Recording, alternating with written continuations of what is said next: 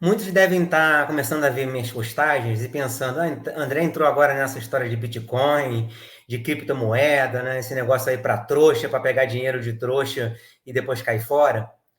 Eu vou provar para vocês, né? Provar não, vou tentar mostrar para vocês que talvez você que esteja um pouco desinformado, que talvez seja a hora de você rever os seus conceitos.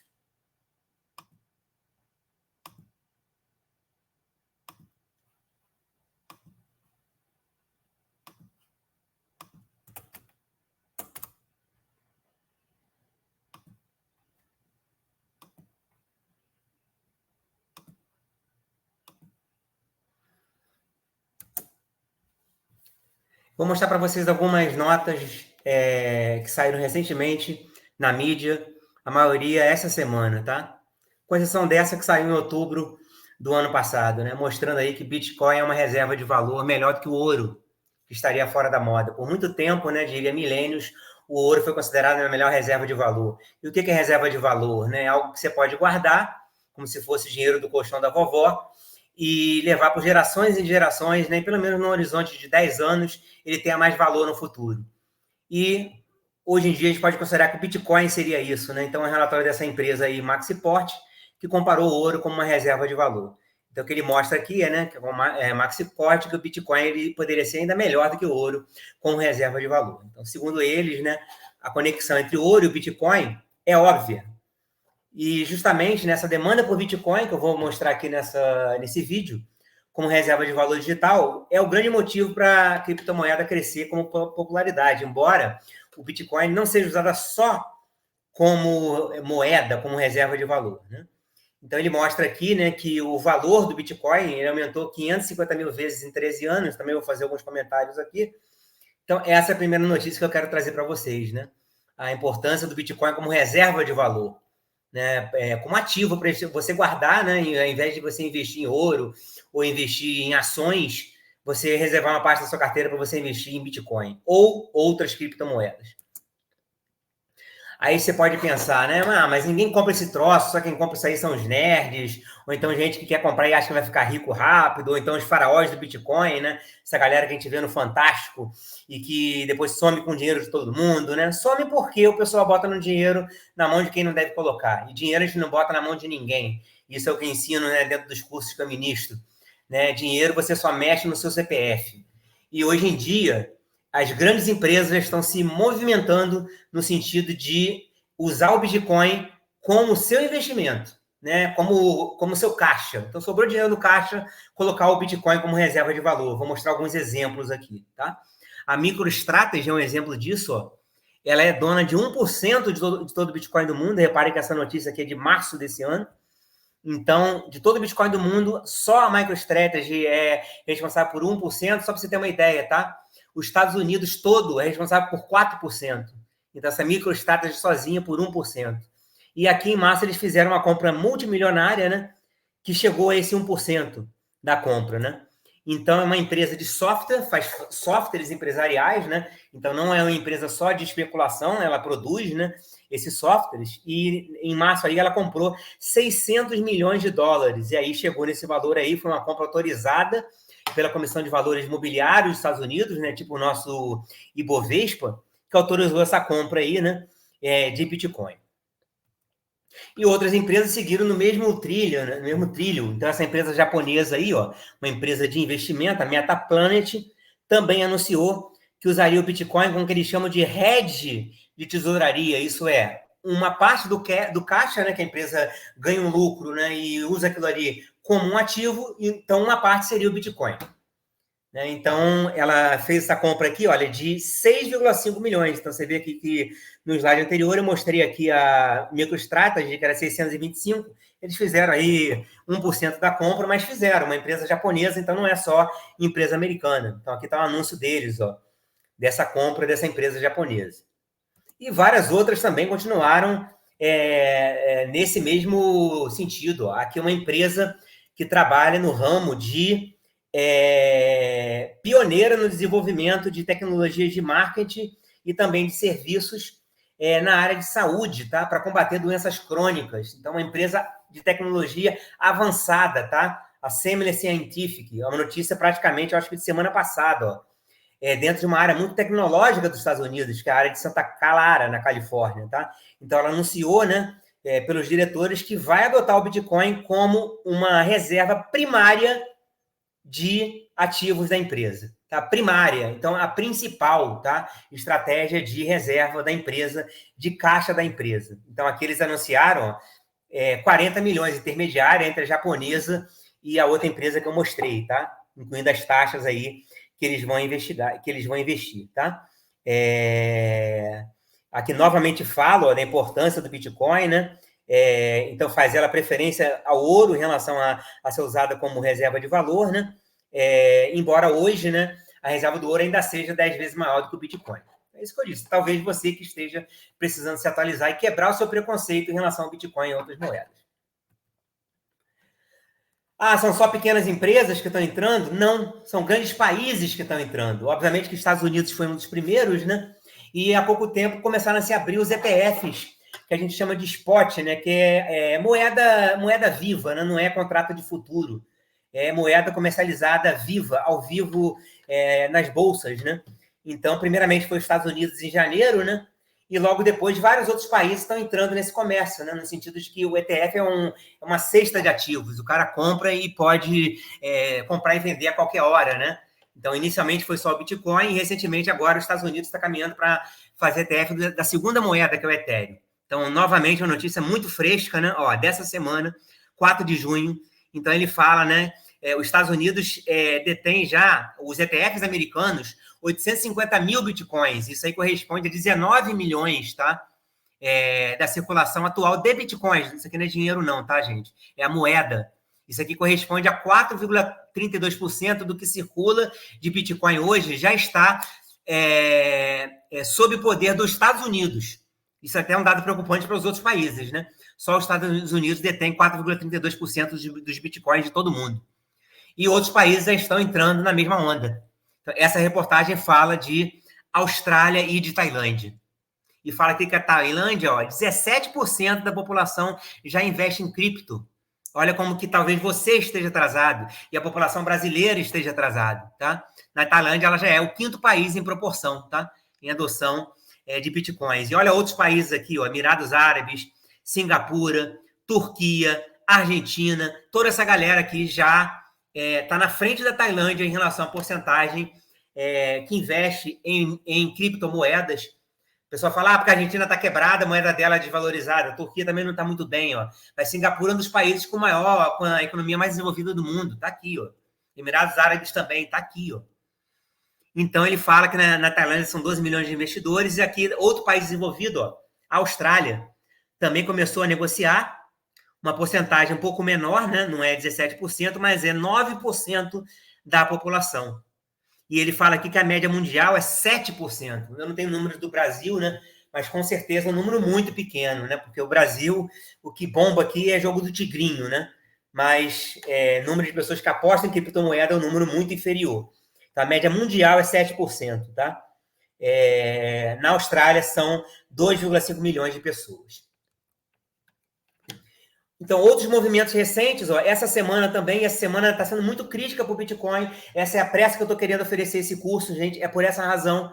Então, notícia aqui, se não me engano, é de ontem, Bitcoin tem forte alta com ETFs nos Estados Unidos. Então, bateu o recorde, tá, de aporte, de entrada nos ETFs americanos, tá? Então, registrou entrada de 800 milhões de dólares. É o segundo maior entrada em ETFs americanos, tá? Então, justamente por isso, né, está tendo uma resistência aí na casa de 71 mil dólares, que se espera que seja quebrado muito em breve, talvez nos próximos dias, tá? Então, está tendo uma pressão para ultrapassar isso, porque os ETFs aqui à vista, que são esses spots americanos, né, estão registrando o segundo maior fluxo diário de entrada, tá?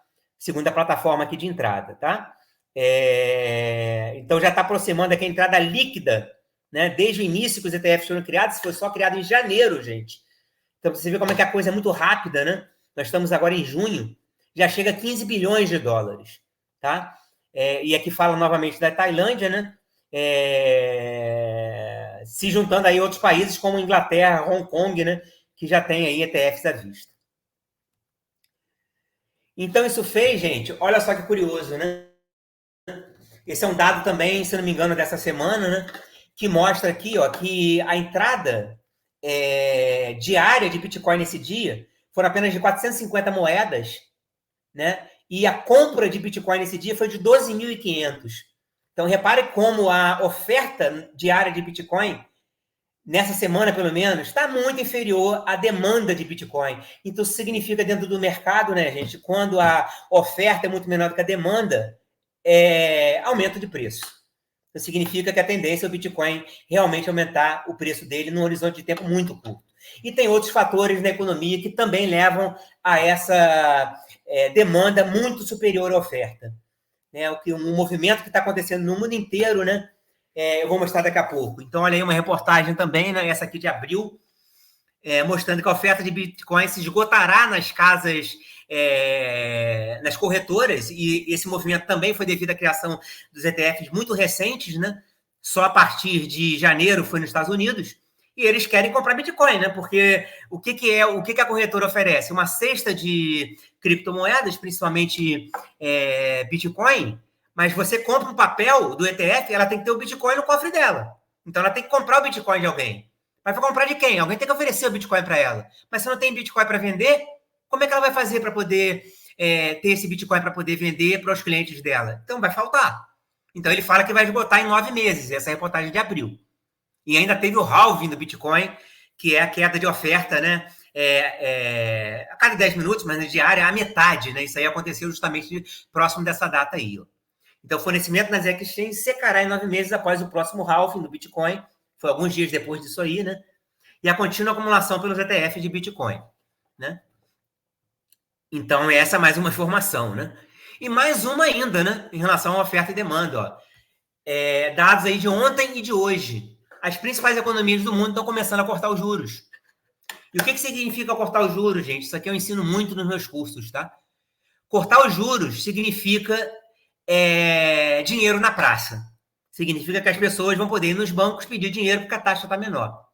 Significa que elas vão poder dinheiro para comprar, né? Comprar geladeira, fazer carninha na Casa Bahia, fazer isso tudo. E quando ela vai ter esse dinheiro, o que vai acontecer, né? Em geral, vai gerar inflação, né? O governo vai ter que imprimir dinheiro para poder emprestar, né? Em grossas palavras. O banco vai ter que imprimir dinheiro para poder emprestar, são os CDBs, algumas coisas que estão nesse sentido, né? E as moedas vão inflacionar. Né? E quando as moedas vão inflacionar, o Bitcoin valoriza. As criptomoedas valorizam. Esse é um ciclo que acontece, gente, a cada 4 anos. Então, na verdade, muita gente diz que o Bitcoin ele aumenta de preço a cada 4 anos por causa do halving, mas a principal galera que realmente está estudando diz que não é nem por causa do halving, é por causa desses ciclos aí de aumento e diminuição das taxas de juros. E nós estamos num momento mundial que, durante a pandemia, todo mundo baixou muita taxa de juros para estimular o consumo, porque a pandemia gerou uma grande retração, e agora as taxas de juros estão lá em cima, principalmente a americana, que governa o mundo inteiro, e agora elas vão começar a baixar. Então, ontem, o Canadá foi o primeiro país desenvolvido a ter esse corte, né? Obviamente, não vamos contar o Brasil, cortou 0,25% da taxa percentual deles, de 5% para 4,75%, foi o primeiro país, né? Então, foi tomado em meio ao aumento de confiança de que a inflação está se aproximando, porque o grande temor de você baixar a taxa de juros é a inflação aumentar, pelo aumento do consumo. E hoje, né, dados agora, 9h50 da manhã, 9h50 da manhã, a Europa cortou também 0,25 pontos percentuais. Reduziu para 3,75 pontos percentuais, também confiando de que agora é o momento de cortar as taxas de juros, porque a inflação está sob controle. Tá? Então, lá a inflação chegou a 4% ao ano, nunca chegou a esse valor, os Estados Unidos também não. Os Estados Unidos já está quase há um ano com a taxa de juros dele alta, né? E eles também, né? Olha, a perspectiva de inflação melhoraram. Então, hoje, a Europa cortou a taxa de juros. Então, são muitos fatores que estão motivando ao Bitcoin e, com ele, todas as altcoins que estão cercadas dele. Eu explico tudo isso nos meus cursos. O que é Bitcoin, o que é altcoin, o que é Ethereum, a seguir ao que ele já fez 1, 2, 3 vezes, igualzinho ao que a gente espera que aconteça agora. O quê? Ciclos. né, de aumento, pico, que ele chama de all-time high, e queda, né? Uma fase de hibernação, uma pré-zona de halving, que é até o aumento, um grande aumento, que se chama de bull run, pico, queda. Aumento, pico, aqui foi até um bimodal, né? E queda. Aumento, cadê o pico? Normalmente os picos, ó, foram antes do halving, um pouco depois do halving, né? Aqui foi a criação do Bitcoin, né? Em 2010. Aqui foi o halving quando a oferta de recompensa para a galera que faz o processamento das transações do Bitcoin, eu vou resumir aqui, cai a metade, normalmente é depois, ó, o pico. Aqui foi depois, mas você repara que está aproximando, ó, do halving, e agora, né, foi curioso que o pico que apareceu agora, depois eu volto aqui, foi um pouco antes. O halving foi 19 de abril, e o pico histórico até agora do Bitcoin foi 73. Superou o pico do halving anterior, que era 69. Vou voltar aqui. E o que aconteceu aqui, ó? Nesse pico aqui do primeiro ciclo, o Bitcoin valorizou 15 vezes. Aqui ele custava só $1.240. Aqui ele passou a custar 19 mil. No segundo halving, ele pulou de 19 para um pico histórico de 69. Ele valorizou 3,6, valorizou menos, né? Em relação ao pico histórico, mas pô, quase quadruplicou de preço. E agora, o que vai acontecer, né? Já teve um pico histórico de 73, mas será que ele vai ficar aí?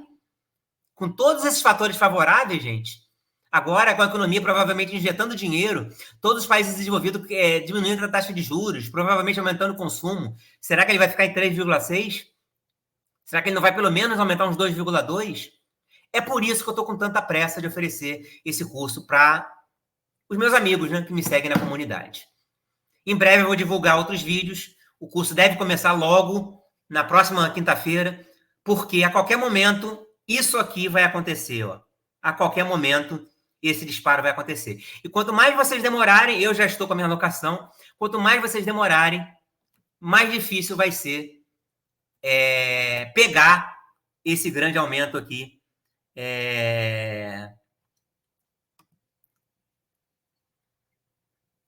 no crescimento do Bitcoin. Beleza, gente? Qualquer coisa, me chame no privado.